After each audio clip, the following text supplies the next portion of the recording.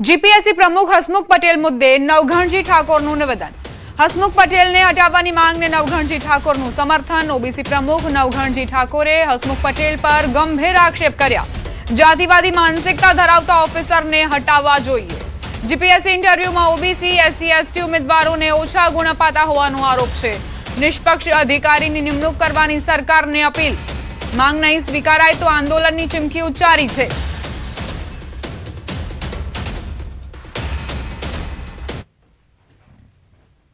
એમને ચેરમેન બન્યા પછી જીપીએસસી બોર્ડની જેટલી ભરતીઓ થી એમ ચોક્કસ સમાજના વિદ્યાર્થીઓને ફાયદો કરવા માટે ઓબીસી એસટી એસસી ત્રણેય સમાજના બાળકોને મૌખિક ઇન્ટરવ્યુમાં ઉડાડી મૂકી।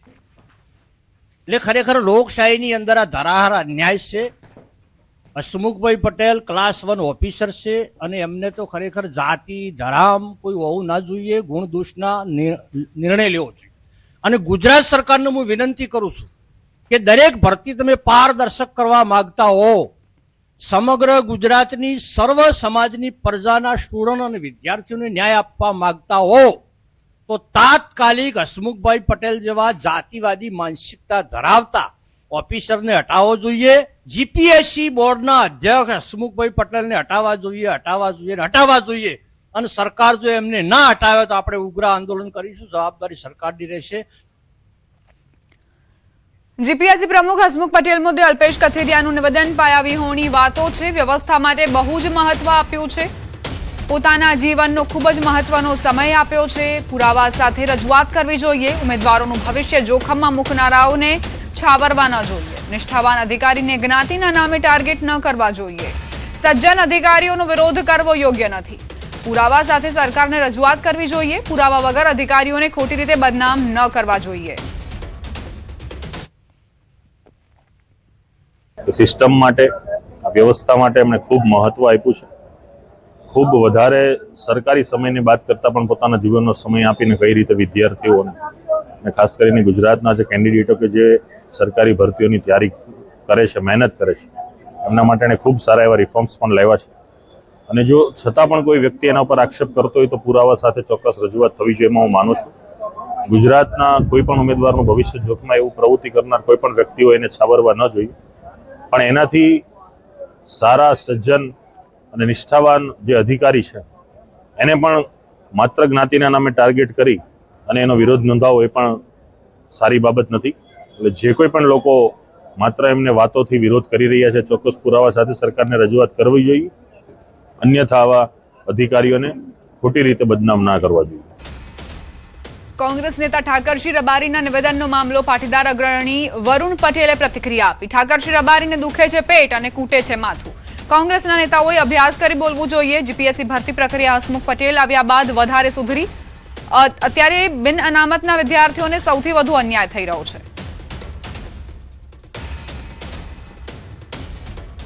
એમની વાત સાથે સહમત નથી। જીપીએસસીની આખી પદ્ધતિ હસમુખ પટેલ આવ્યા ત્યારથી વધારે સુધરી। અને હું માનું છું કે ગુજરાતમાં જે ભરતી પ્રક્રિયા જીપીએસસી થ્રુ થાય છે એ સૌથી વ્યવસ્થિત રીતે થતી પ્રક્રિયા છે। હવે એમને દુખે પેટ ને કૂટે માથું એમનો મૂળ મુદ્દો છે કે ઓબીસી વર્ગીકરણની વાત કરવી। અને કોંગ્રેસે પહેલાં તો અભ્યાસ કરવાની જરૂર છે અને પછી કંઈક બોલવાની જરૂર છે। હું માનું છું કે અધૂરા લેસને વાત કરી છે।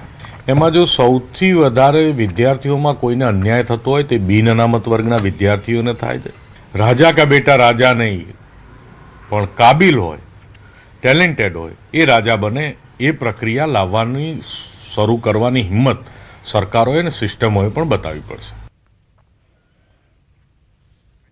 કોંગ્રેસ નેતા ઠાકરસિંહ રબારીએ જીપીએસસીના ચેરમેન હસમુખ પટેલ પર ઓબીસી ઉમેદવારો સાથે ભેદભાવ કરવાનો આરોપ લગાવી તેમને પદ પરથી દૂર કરવાની માંગ કરી છે। આ મુદ્દે વિદ્યાર્થીઓએ પ્રતિક્રિયા આપતા જણાવ્યું કે દેશમાંથી જાતિવાદ જ દૂર કરવો જોઈએ। તો કેટલાક વિદ્યાર્થીઓએ ઓબીસી ઉમેદવારોને ઓછા ગુણ આપવામાં આવતા હોવાના અનુભવ થયા હોવાની વાત કરી અને આ ભેદભાવ દૂર કરવા માંગ કરી। બીજી તરફ કેટલાકનું કહેવું છે કે માત્ર ચેરમેનને હટાવવાના બદલે આખી સિસ્ટમમાં સુધારો લાવવો જ પડશે। જીપીએસસી જે રિટર્ન એક્ઝામ જે હતી એમાં ઓબીસી ઉમેદવારોને પણ સારા માર્ક્સ છે અને બાકીના અધર ઉમેદવારોને પણ સારા માર્ક્સ છે। પણ આપણે ઇન્ટરવ્યૂની જ્યારે વાત કરીએ ત્યારે ઇન્ટરવ્યૂમાં જે ઓબીસી ઉમેદવાર છે એમને બહુ ઓછા માર્ક્સ આપેલા છે. એ મેં જોયેલું છે, એનાલિસિસ કરેલું છે. અને જે બીજા જે કાસ્ટના છે એ લોકોને વધારે મળેલું છે. તો આમાં કંઈક ને કંઈક જે કહેવાય છે કે ભેદભાવ જેવું ચાલે છે એ દૂર થવું જોઈએ. તો પહેલાં તો આ જાતિવાદનો જે પ્રશ્ન છે એને સોલ્વ કરવો જોઈએ. અને રહી વાત હસમુખભાઈ પટેલની કે જાતિવાદ કે જે બી છે અત્યારે જીપીએસસીનું ચાલી રહ્યું છે, તો મને એવું લાગે છે ખાલી એક હસમુખ પટેલનો આમાં હાથ નથી. લાઈક આખી ગવર્મેન્ટમાંથી આમાં ઘણા બધા એવા હશે કે સામેલ હશે કે એના જોડે જોડાયેલા હશે. તો ખાલી એક હસમુખ પટેલને રેઝિગ્નેશન કે કંઈ પગલું ઊભું કરવા કરતાં એના કરતાં આખી સરકાર સામે પ્રશ્ન ઊભો કરવો જોઈએ. અત્યારે જાતિવાદ અને અનામતવાદ સૌથી પહેલાં તો એ જ કાઢી નાખવું જોઈએ. બિકોઝ દેશમાં જે બી દંગાઓ ફ્યુચરમાં થવાના છે ને એ બધા આના કારણે જ થશે. ક્યારેય બી હવે દેશમાં ધર્મના નામ પર તો ઝઘડા થાય ન થાય, પણ જાતિના નામ પર પહેલાં હવે થાય એવું લાગી રહ્યું છે. કોઈ સિનિયર ઓથોરિટી પર્સનને કાઢશો તો કંઈ બદલાઈને જ જવાનું. બદલાશે તો એની માટે આખી સિસ્ટમને બદલવું પડશે. સરકાર બી બદલવાની જરૂર નથી, સરકારે બી થોડાક ચેન્જીસ કરવાની જરૂર છે. વિદ્યાર્થીઓને સાથે રાખીને પૂછવાની જરૂર છે કે શું કરવું જોઈએ, કઈ રીતના ઇમ્પ્લિમેન્ટ કરવું જોઈએ. ફરી ઓબીસી સાથે અન્યાયનો આક્ષેપ જીપીએસસીના પ્રમુખ હસમુખ પટેલ પર આરોપ લાગ્યો છે. જીપીએસસીના પ્રમુખ હસમુખ પટેલને હટાવવાની માંગ ઉઠી છે. કોંગ્રેસ નેતા ઠાકરસિંહ રબારીએ માંગ કરી, જો નહીં હટાવવામાં આવે તો આંદોલન કરવાની ચીમકી આપી છે. ઓબીસી સાથે અન્યાય કરતા હોવાનો આરોપ છે. મૌખિક પરીક્ષામાં માર્ક્સ કાપી નંખાતા હોવાનો પણ આરોપ. અગાઉ હરી ચૌધરીએ પણ આરોપ લગાવ્યો હતો. ફરી આ પ્રકારના આક્ષેપથી ખળભળાટ મચ્યો છે. આ મુદ્દે અમે હસમુખ પટેલની પ્રતિક્રિયા લેવા માટે પ્રયાસ કરી રહ્યા છીએ.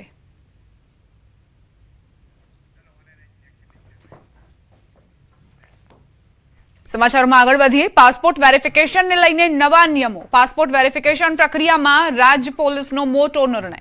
હવે પાસપોર્ટ વેરિફિકેશન માટે અરજદારે પોલીસ સ્ટેશન જવાની જરૂર નથી. પોલીસ માત્ર નાગરિકતા અને ગુનાહિત પૂર્વ ઇતિહાસની ચકાસણી કરશે. અરજદારના સરનામાની અલગથી ચકાસણી કરવાની જરૂરિયાત નહીં. શંકાસ્પદ કેસોમાં જ પોલીસ કરશે રહેઠાણ સ્થળની મુલાકાત. ડીજીપીના તમામ અધિકારીઓને કડક પાલનના આદેશ આપવામાં આવ્યા છે.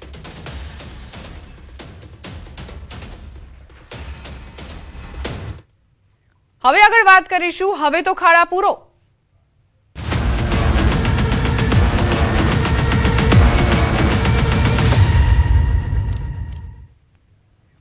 રાજકોટમાં હજુ સિઝનનો માત્ર 15 ઇંચ જેટલો વરસાદ પડ્યો છે, પરંતુ અનેક રસ્તાઓની હાલત બિસ્માર બની ગઈ છે. રૈયા ચોકડીથી રૈયા સ્માર્ટ સિટી તરફ જતા માર્ગ પર મોટા ખાડાઓ પડતા સ્થાનિકો ભારે હાલાકી ભોગવી રહ્યા છે. 2 ચૂંટણી પહેલા મહાનગરપાલિકામાં ભળેલા રૈયા ગામમાં આજે પણ રોડ રસ્તાની પૂરતી સુવિધા ન હોવાના સ્થાનિકો આક્ષેપ કરી રહ્યા છે.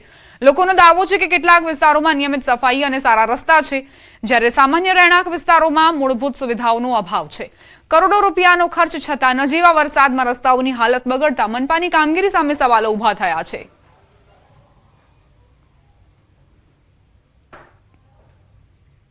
કોર્પોરેટર જોતા જ હશે, એ કઈ આંધ્રા તો છે નહીં. કોર્પોરેટર આવતા જ હોય, વિઝિટમાં જોતા જ હશે, પણ કેમ નથી કરતા, શું નથી કરતા, એ તો એ લોકોને ખબર હોય. કેમ કઈક આમાં એક્શન લેતા નથી.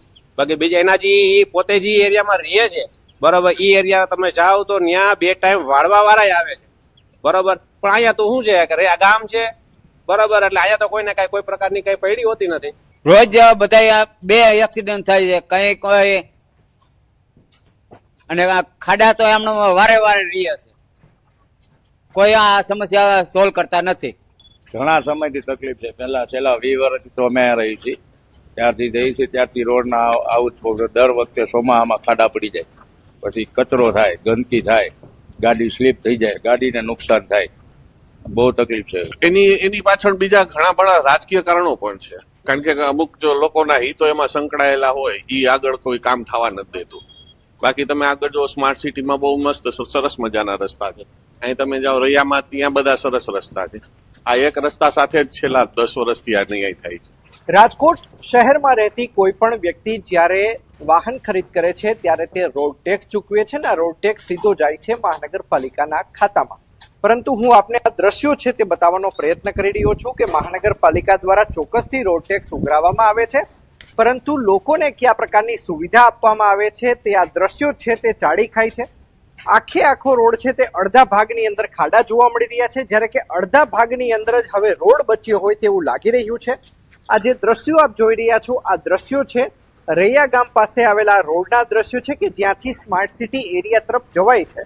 રૈયા ગામની વાત કરવામાં આવે તો 2 ચૂંટણી પૂર્વે આ રૈયા ગામ છે તે મહાનગરપાલિકાની અંદર ભળી ચૂક્યું હતું. તેમ છતાં અહીંયા વિકાસના નામે મીંડું છે તે જોવા મળી રહ્યું છે.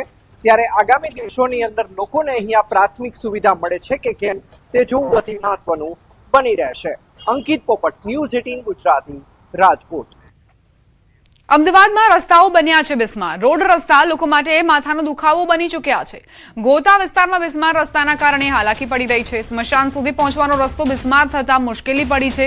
રસ્તાના ખસ્તા હાલ આપ જુઓ અને અંદાજ લગાવી શકો છો કે વાહન ચાલકોને દરરોજ કઈ સમસ્યામાંથી પસાર થવું પડે છે.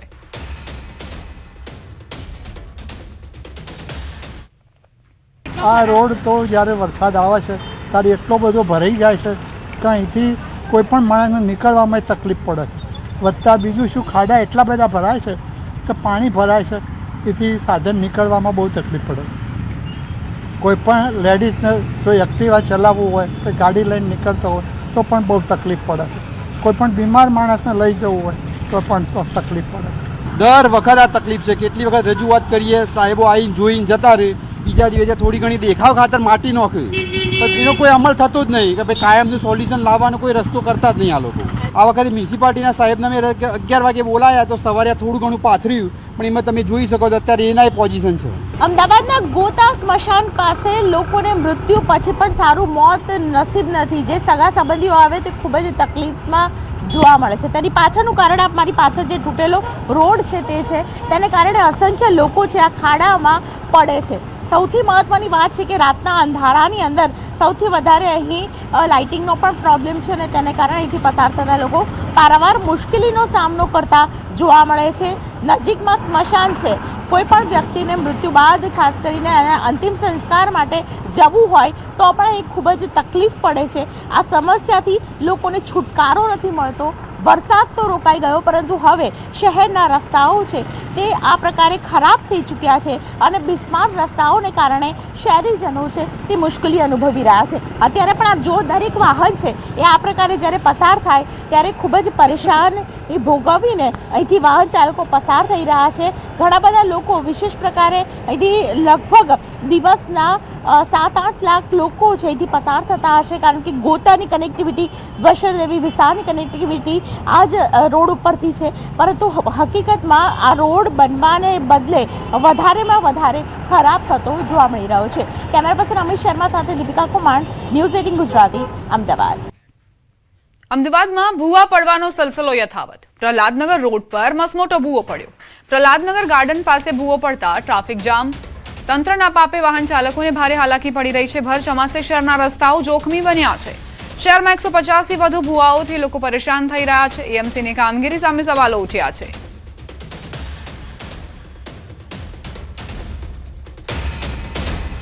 એટલો બધો ટ્રાફિક નડે છે કે ખબર નથી પડતી કે હવે ક્યારે રિપેર થશે, શું થશે, ખ્યાલ નથી આવી રહ્યો. આની સિગ્નલનો જે ટાઈમ છે એ બી બહુ વધારે છે, એટલે થોડી વાર માટે ખુલે છે અને ખુલે છે તો પણ પછી ફટાફટ ત્યાં આગળ એકદમ જ પતલું રસ્તો છે, એટલે બહુ તકલીફ પડે છે. અત્યારે તમે જો બધા એરિયામાં આટલું બધું ટ્રાફિક થાય, એક તો વરસાદ એટલો આવે ને પાણી ભરાઈ જાય એટલે પબ્લિકની સીધી ગાડી ત્યાં અંદર એમાં ઘૂસી જાય છે. તો બહુ બધા પ્રોબ્લેમ તો રહે છે, પણ આ લોકોનું કામકાજ બહુ સ્લો છે. હું તો અમદાવાદ મેક્સિમમ 5 યર છું, પણ ત્યાં સુધી મેં જોયું ત્યાં સુધી આ લોકોનું કામ બહુ મ્યુનિસિપાલિટીનું બહુ સ્લો છે. અમુક જગ્યાએ પાણી એટલું ભરાઈ જાય છે, પછી નિકાલો નથી કે પાણી ઓવરફ્લો એવડું થઈ જાય વરસાદના લીધે, તો બહુ બધી પ્રોબ્લેમ થાય. પિકઅપ અવર્સમાં શહેરમાં ટ્રાફિકની સમસ્યા ઓછી થવાનું નામ નથી લઈ રહી. એવામાં અમદાવાદ શહેરની અંદર અલગ અલગ વિસ્તારની અંદર ભૂવા પડવાની સમસ્યા છે તે સામે આવી રહી છે. વરસાદ બાદ અમદાવાદ શહેરની અંદર 150થી પણ વધારે ભૂવા પડી ચૂક્યા છે. આપ જે જોઈ રહ્યા છો તે અમદાવાદનો પ્રહલાદનગર વિસ્તાર છે અને પ્રહલાદનગર વિસ્તારમાં પિકઅપ અવર્સની અંદર સૌથી વધારે ટ્રાફિક થાય એવી પરિસ્થિતિની અંદર ખાસ કરીને ભૂવો પડ્યો છે. તેનું સમારકામનું કામ ચાલુ કરી દેવામાં આવ્યું છે, પરંતુ આ સમારકામનું કામ જ્યાં સુધી નહીં પતે ત્યાં સુધી વાહન ચાલકોએ ટ્રાફિકની સમસ્યાનો સામનો કરવો પડશે. દ્રશ્યો પણ આપ જોઈ રહ્યા છો, મોટી સંખ્યાની અંદર લોકોને લેફ્ટ ટર્ન લેતા માટે ખૂબ જ તકલીફ પડી રહી છે. પિકઅપ અવર્સની અંદર સૌથી વધારે ટ્રાફિક થતો હોવાને કારણે લોકો પરેશાન થતા જોવા મળી રહ્યા છે. અમદાવાદ શહેરની અંદર આવી અનેક જગ્યાઓ છે, ખાસ કરીને ભૂવાનું સમારકામ જલ્દીમાં જલ્દી પતે તેવી લોકોની માંગ પણ છે, કારણ કે શહેરની અંદર જે પ્રકારે ટ્રાફિક જામની સમસ્યા છે તે સર્જાય છે, તેને કારણે ખોદકામ અને ભૂવા છે તેનું કામ સમય મર્યાદામાં પૂરું થઈ નથી શકતું અને તેને કારણે વાહન ચાલકોએ પરેશાની ભોગવવી પડે છે. કેમેરામેન અમિત શર્મા સાથે દીપિકા કુમાર, ન્યૂઝ 18 ગુજરાતી, અમદાવાદ. અમદાવાદથી જ સમાચાર, જ્યાં વસ્ત્રાલમાં નવનિર્મિત રોડ બિસ્માર અવસ્થામાં નજરે પડ્યો. થોડા જ સમયમાં રોડ પર મોટા ખાડા પડ્યા. ચોમાસામાં રસ્તા પર અકસ્માતનું જોખમ વધ્યું. ડામર ઉખડતા પાણી ભરાતા વાહન ચાલકો પરેશાન થઈ રહ્યા છે. ગુણવત્તાના અભાવે રોડ ફરી તૂટ્યો હોવાના આરોપ છે. અમદાવાદમાં વસ્ત્રાલનો આ રોડ આપ જોઈ રહ્યા છો કે જ્યાં થોડા સમય પહેલા જ નવો રોડ તૈયાર કરવામાં આવ્યો હતો, પરંતુ ચોમાસામાં જે સ્થિતિ થઈ છે, જે ખસ્તા હાલ થયા છે, તમારી નજરો સમક્ષ છે. વસ્ત્રાલનો નવો રોડ બિસ્માર અવસ્થામાં છે.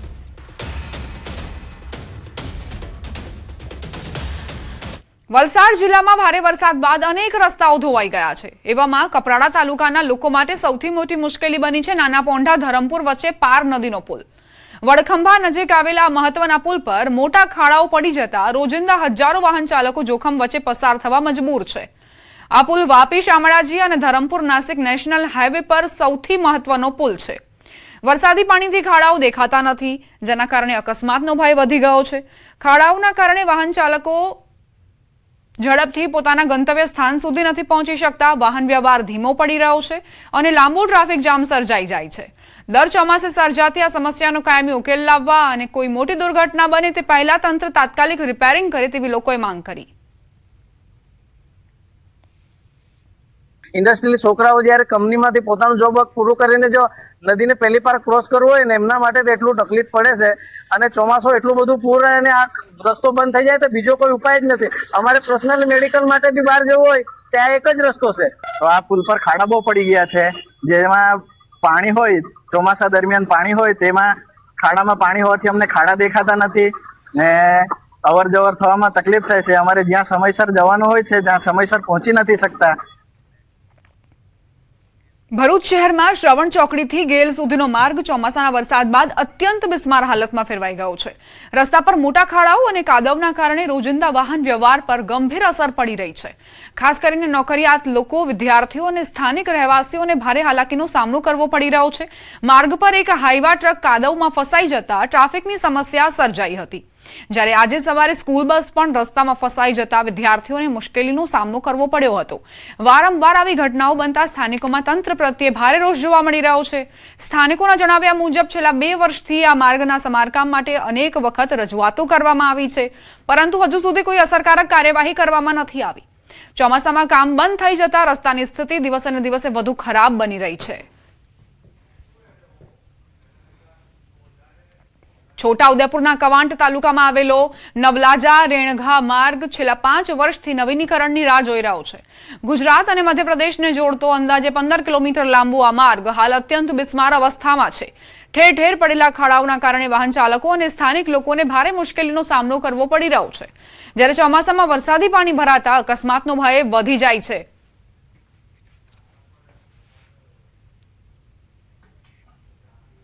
શાકભાજી લઈને જવાનું રહે, ડીઝલ પેટ્રોલ લેવાનું જવાનું રહે, ખતર લેવાનું જાય, બિયારો લેવાનું જાય, અસ્પતાલ જવાનું, બુડેલી રહે, ગવાટ રહે.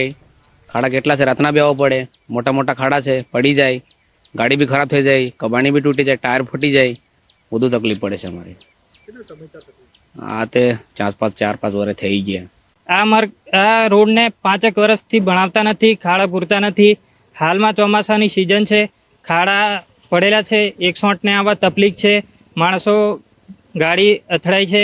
ખાડામાં ચોમાસાની સિઝન છે એટલે ખાડામાં ગાડી જતી રહે છે, પડી જાય છે માણસો અને વાગે છે. આંતરરાજ્યને જોડતા આ માર્ગ પરથી દરરોજ મોટી સંખ્યામાં વાહનો પસાર થાય છે, પરંતુ બિસ્માર રસ્તાના કારણે એસટી બસ સેવા પણ અસરગ્રસ્ત બની છે. વિદ્યાર્થીઓ, દર્દીઓ અને ગ્રામજનોને ભારે હાલાકી ભોગવવી પડી રહી છે. સ્થાનિકોએ માર્ગના તાત્કાલિક સમારકામ અને નવીનીકરણની માંગ સાથે ચેતવણી આપી છે કે વહેલી તકે કાર્યવાહી નહીં થાય તો તેઓ આંદોલનનો માર્ગ અપનાવશે. અમારી એ માંગ છે ગ્રામજનોને કે આટલો રાજ્ય લેવલનો રોડ છે તો એમાં અમારી એ માંગ છે કે આટલો બિસ્માર હાલત 3-4 વર્ષોથી રોડ બેકાર છે. 6-7 ફૂટના ખાડા પડી ગયેલા છે. જે તે તંત્ર અહીંયા આવે છે જાય છે પણ કોઈ ધ્યાન નહીં લીધું. અમારે તંત્રને એ માંગ કરીએ છીએ કે અમારે સ્કૂલે જવા છોકરાઓને તકલીફ પડે છે, લેટ થઈ જાય છે. વધતા દર્દીઓને લઈને જવા એ માટે 15 મિનિટનો રોડના લીધે 1 કલાક લાગે છે દવાખાને જવા. છોકરા ભણવા જાય કાં તો દવાખાને કોઈ જાય અવર જવર થાય તો બહુ હેરાન થાય છે. બસો નહીં જતી, 108 આવે તો 108 ઊભી રહી જાય છે.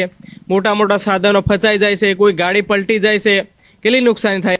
છોટાઉદેપુર જિલ્લાના કવાંટ મધ્યપ્રદેશને જોડતો સ્ટેટ હાઈવે જે છે તે હાલ તો બિસ્માર બન્યો છે. આપણે તસવીર બતાવવા માંગીશું કે આ જે સ્ટેટ હાઈવે છે તેની પર અસંખ્ય ખાડા પડી ચૂક્યા છે. આજે ગુજરાતથી મધ્યપ્રદેશ જતા જે રાહદારીઓ છે તેઓને મોટી મુશ્કેલી નડી રહી છે. ખાસ કરીને જ્યારે આ જે 14 કિલોમીટરનો માર્ગ છે અહીંથી વિદ્યાર્થીઓને મુખ્ય મથક એટલે કવાંટ જવું હોય તો તેઓને પણ ભારે હાલાકીનો સામનો કરવો પડતો હોય છે. આપ જોઈ શકો છો કે કઈ રીતે રાહદારીઓ અહીંથી પસાર થઈ રહ્યા છે, ખાડો ટાળી રહ્યા છે. કોઈક દુર્ઘટના ઘટી જાય, કોઈ વ્યક્તિ અહીં સ્લીપ ખાઈ જાય ને કોઈ મોટી ઘટના બનશે ત્યારબાદ તંત્ર જાગશે. અનેક સવાલો અહીં ઊભા થઈ રહ્યા છે. સાથે સાથે આપ જોઈ શકો છો કે જેટલો મોટો ખાડો છે, આશરે 1.5 ફૂટ જેટલો તો ખાડો પડી ચૂક્યો છે. અને આ એક ખાડો નથી, 14 કિલોમીટરની રેન્જની અંદર અનેક ખાડા પડ્યા છે. અને આજે ખાડા પૂરવામાં આવતા નથી, મરામત કરવામાં આવતું નથી, નવીનીકરણ કરવામાં આવતું નથી. તેને લઈને આ વિસ્તારના લોકોની અંદર ભારે રોષ જોવા મળી રહ્યો છે.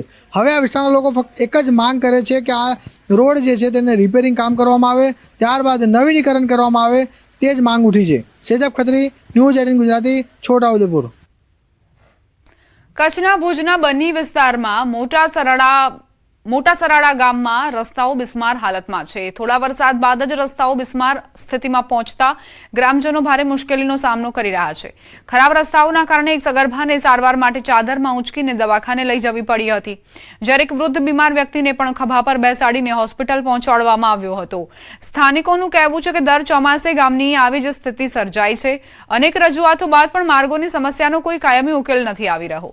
ગ્રામજનોએ માર્ગ મકાન વિભાગ અને સંબંધિત તંત્રને તાત્કાલિક રસ્તાની મરામત કરવાની માંગ કરી છે.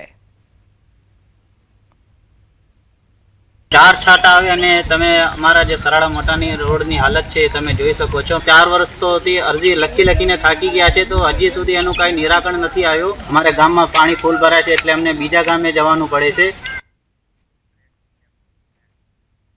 રોકાઈશું એક બ્રેક માટે. આપ જોતા રહો ન્યૂઝ 18 ગુજરાતી.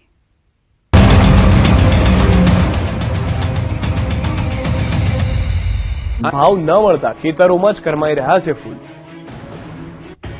રાજકોટ જિલ્લાના ધોરાજીમાં ફૂલોની ખેતી કરતા ખેડૂતો હાલ આર્થિક સંકટમાંથી પસાર થઈ રહ્યા છે. સારી ઉપજ છતાં બજારમાં ભાવ તળિયે પહોંચતા ખેડૂતોને લાખો રૂપિયાનું નુકસાન વેઠવાનો વારો આવ્યો છે. ધોરાજી પંથકમાં ગુલાબ સહિતના વિવિધ ફૂલોની મોટા પાયે ખેતી થાય છે. ખેડૂતોનો દાવો છે કે આ વર્ષે પાક પણ સારો થયો છે, પરંતુ ચોમાસામાં બજારમાં ફૂલોની આવક વધી જતા ભાવમાં મોટો ઘટાડો નોંધાયો છે. પરિણામે ખેડૂતોનો ઉત્પાદન ખર્ચ પણ નીકળતો નથી. પરિસ્થિતિ એવી બની છે કે અનેક ખેડૂતો ફૂલ તોડીને બજારમાં મોકલવાને બદલે ખેતરમાં જ કરમાઈ જવા દેવા મજબૂર બન્યા છે. ખેડૂતોના જણાવ્યા મુજબ 1 વીઘામાં ફૂલોની ખેતી પાછળ આશરે 10,000 રૂપિયાનો ખર્ચ થાય છે. તેમાં રોપા, ખાતર, દવા, સિંચાઈ અને મજૂરીનો ખર્ચ સામેલ છે. પરંતુ હાલ બજારમાં મળતા ભાવ એટલા ઓછા છે કે મજૂરી પણ નથી નીકળતી. ત્યારે ખેડૂતોએ સરકારે મદદની ગુહાર લગાવી છે. આકાશી આફતની રસોડા સુધી અસર, શાકભાજીના ભાવ આસમાને. સતત વરસાદની અસર હવે સીધી લોકોના રસોડા સુધી પહોંચી છે. અમદાવાદના માર્કેટમાં શાકભાજીની આવક ઘટતા ભાવમાં જંગી વધારો થયો છે. ગવારના ભાવમાં પ્રતિ કિલોએ 40 રૂપિયાનો વધારો નોંધાયો છે. ચોળી અને ગલોટીમાં 25 રૂપિયાનો વધારો નોંધાયો છે. આદુમાં પણ 22 રૂપિયાનો વધારો થયો છે. જ્યારે લીલા શાકભાજીમાં કાકડી, કારેલા, ડુંગળી અને ફુલાવરના ભાવમાં પણ નોંધપાત્ર વધારો નોંધાયો છે. અમદાવાદની માર્કેટમાં શાકભાજીની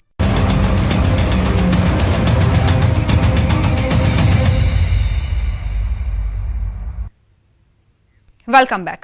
બરોડા ડેરીના હોદ્દેદારોની જાહેરાત કરાઈ છે. ચેરમેન અને વાઇસ ચેરમેન બિનહરીફ જાહેર થયા છે. બરોડા ડેરીના ચેરમેન પદે દિનુ મામા રિપીટ, વાઇસ ચેરમેન તરીકે જીવી સોલંકી રિપીટ થયા છે. ચૂંટણી અધિકારી ઐશ્વર્યા દુબેનું નિવેદન. ચૂંટણી માટે માત્ર 2 ઉમેદવારોએ જ ઉમેદવારી નોંધાવી હતી. દિનેશ પટેલ ચેરમેન તરીકે જાહેર થયા છે. જીવી સોલંકી વાઇસ ચેરમેન તરીકે જાહેર થયા છે.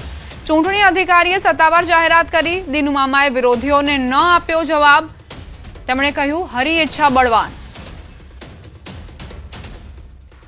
બરોડા ડેરી ઇલેક્શનની પ્રમુખ અને ઉપપ્રમુખની ચૂંટણી હતી. એમાં પ્રમુખ માટે દિનેશભાઈ બાબુભાઈ પટેલ અને ઉપપ્રમુખ માટે જીબી સોલંકીને બિનહરીફ ચૂંટાયેલા જાહેર કર્યા છે. આમાં એક જ ફોર્મ રજૂ થયા હતા, એટલે બિનહરીફ એમને ચૂંટાયેલા જાહેર કર્યા છે. અન્ય કોઈ ઉમેદવારી આમાં કરી હતી? ના, અન્ય કોઈ ઉમેદવારને ઉમેદવારી નથી કરી. આપણે ફક્ત 2 જ ફોર્મ મળ્યા હતા, એમાં એક પ્રમુખ માટે અને બીજા એક ઉપપ્રમુખ માટે. આ નિર્ણય સર્વાનુમતે થયેલો છે અને સર્વાનુમતે જે સેન્સ પ્રક્રિયામાં નામ આવ્યું એ જ પ્રકારે પ્રદેશથી ચેરમેન દિનુ મામા અને વાઇસ ચેરમેન જીબી સોલંકીનું નામ આજે ડિક્લેર કર્યું છે. ત્યારે એમને આ ડેરી આગળ ઉપર જે સફળતા રીતે ચલાવી છે અને ડેરી દ્વારા જે ગામના અંત્યોદય જે વાત સાથે આ સરકાર ચાલી રહી છે અને છેલ્લા વ્યક્તિનું ઉત્થાન થાય, એનું આર્થિક રીતે તેને મદદ મળે અને પગભર થાય, આત્મનિર્ભર થાય, એ રીતના ડેરી કામ કરી રહી છે. બધાની હાજરીમાં મેન્ડેટ ખોલી એમાં પ્રમુખ તરીકે દિનેશભાઈ બાલુભાઈ પટેલ એટલે કે હું અને ઉપપ્રમુખ તરીકે જીબી સોલંકી નામની પાર્ટીએ જાહેરાત કરી હોય ત્યારે પાર્ટીના તમામ આગેવાનોનો ખૂબ ખૂબ દિલના અંતઃકરણપૂર્વક આભાર માન્યો. ખરી ઈચ્છા બળવા મારો કોઈ વિરોધી જ નહીં, એટલે વિરોધીઓને જેવું અમે કંઈ રાખતા નહીં, સૌનો સાથ ને સૌનો વિકાસ કરતા આવ્યા છે એ જ કરશું. કરવામાં આવી છે, ફરી જવાબદારી આપવામાં આવી છે. તો જ્યારે વારંવાર અમને આ જવાબદારી આપવામાં આવતી હોય ત્યારે અમે અમારી જવાબદારી સમજીએ છીએ અને અમારી જવાબદારી પૂરેપૂરી રીતે ખૂબ સારી રીતે નિભાવવાનો પૂરો પ્રયત્ન કરીએ. વિરોધીઓને શું જવાબ આપવામાં આવ્યો? વિરોધીઓને શું, કોઈ વિરોધી તો છે નહીં, પણ જાહેર જીવનની અંદર રજૂઆતો તો ચાલ્યા જ કરવાની છે. આમાં અમે પણ માણસો છીએ, એ પણ માણસો છે. માણસ માત્ર ભૂલને પાત્ર. રાજકોટ સ્થિત એમ્સમાં અદ્યતન સ્પાઇન સર્જરી સેવાની શરૂઆત કરાઈ છે. ઓર્થોપેડિક્સ વિભાગે 78 વર્ષીય મહિલાની જટિલ મલ્ટીલેવલ લંબર ડીકમ્પ્રેશન સાથે સ્પાઇનલ ફિક્સેશન સર્જરી સફળતાપૂર્વક કરીને આ સેવાનો પ્રારંભ કર્યો છે. દર્દીને લંબર કેનાલ સ્ટેનોસિસની ગંભીર સમસ્યા હતી, જેના કારણે કમર અને બંને પગમાં અસહ્ય દુખાવો તેમજ ચાલવામાં ભારે તકલીફ થતી હતી. સર્જરી બાદ તેમની સ્થિતિમાં નોંધપાત્ર સુધારો થયો અને તેઓ ચોથા દિવસે કોઈની મદદ વિના ચાલવા લાગ્યા હતા. એમ્સનું કહેવું છે કે આ સેવા શરૂ થતાં હવે જટિલ કરોડરજ્જુની સમસ્યા ધરાવતા દર્દીઓને સારવાર માટે મોટા શહેરોમાં જવાની જરૂરિયાત ઘટશે. આગામી સમયમાં મિનિમલી ઇન્વેસિવ અને એન્ડોસ્કોપિક સ્પાઇન સર્જરી પણ શરૂ કરવાની યોજના છે, જેના કારણે ઓછા ચીરા, ઓછો દુખાવો અને ઝડપી રિકવરી જેવા લાભ મળશે. ખાસ વાત એ છે કે સામાન્ય રીતે 1.5 થી 3 લાખ રૂપિયાનો ખર્ચ થતી આવી સર્જરી એમ્સ રાજકોટમાં આયુષ્માન કાર્ડ ધારકોને નિઃશુલ્ક અને અન્ય દર્દીઓને ટોકન દરે ઉપલબ્ધ થશે. એમ્સમાં અદ્યતન સ્પાઇન સર્જરી સેવાની શરૂઆત કરવામાં આવી છે. પ્રથમ જટિલ સ્પાઇન સર્જરી સફળતાપૂર્વક કરવામાં આવી. કરોડરજ્જુના દર્દીઓ માટે આ ખરેખર ખૂબ જ સારી ખબર છે. ટોકન દરે સ્પાઇન સર્જરીની સુવિધા એમ્સમાં ઉપલબ્ધ થશે અને સાથે જ જે આયુષ્માન કાર્ડ ધારકો છે તેમની માટે પણ આ સર્જરી ઉપલબ્ધ રહેશે. एम्स राजकोट में ये सर्जरी शुरू होने से सौराष्ट्र एवं गुजरात के मरीजों को बहुत लाभ होगा. इस क्षेत्र में कुछ ही अस्पताल हैं जहां पे ये स्पेशलाइज्ड स्पाइन सर्जरी किया जा रहा है. कई मरीजों को वडोदरा या अहमदाबाद तक जाना पड़ता था. अब उनके घर के नजदीक ही एम्स राजकोट में ये सेवाएं उपलब्ध हैं. આ સાથે જ બુલેટિનમાં અત્યારે બસ આટલું જ. આપ જોતા રહો ન્યૂઝ 18 ગુજરાતી.